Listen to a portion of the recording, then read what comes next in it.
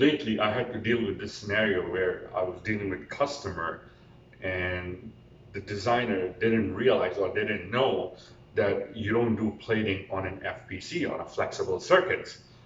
They were thinking, they were under the impression that you do plating all over the FPC just like a PCB. So I thought I'd make this video, try to explain the difference between FPC and PCB when it comes to plating. So what I have in my hand is a typical FPC.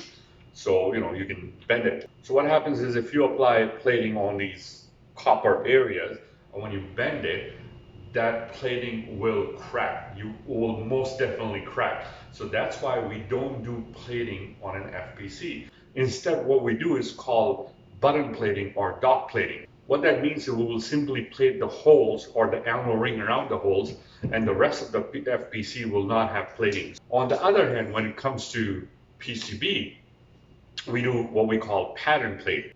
So what that means is we will apply plating on all the copper features on top and bottom layers. Now the question is, why don't we do dot plating on a PCB? Why do we do pattern plate? Well, here's the thing. Because when it comes to dot plating, there are extra processes involved that adds to the cost. So in a regular PCB where you don't have to worry about plating cracking, you can just do pattern plate, so which is just one single process. You apply plating to your whole PCB all over the place, on a top and bottom layer. That keeps the cost down, and that is one of the most important reasons we do pattern plate. Other reason is sometimes designers need specific amount of copper on their PCB. So let's say you need about 1 mil.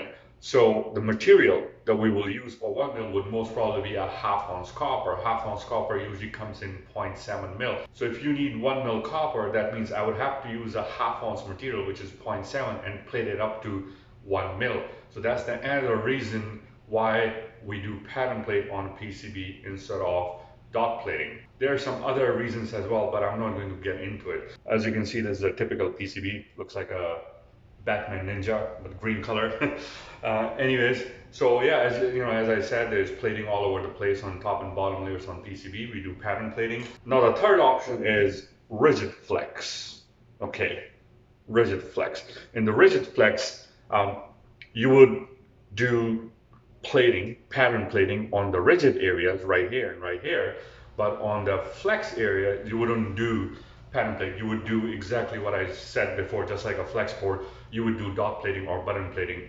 So you have no plating in the flex area, but on the rigid part, you got your pattern plate. So this is the main difference between plating a FPC versus plating a PCB. One more important point to remember, that the copper used on a FPC is a special type of copper. This copper, we call it a soft copper. So this copper is more expensive than the copper we use on a PCB. The PCB copper is a bit more harder, or a bit more rigid or brittle, however you want to call it. But it is the copper used on FPC is a special copper, soft copper, and it is more expensive. So what happens is you use this copper and then you cover it with your cover coat, and that makes it nice and flexible. If you apply plating on it, that plating will become more rigid, brittle, and when you bend it, it will crack. So if you like this video and if you want to know more about FPC, maybe a specific topic, why don't you give me a call and I'll be more than happy to help you.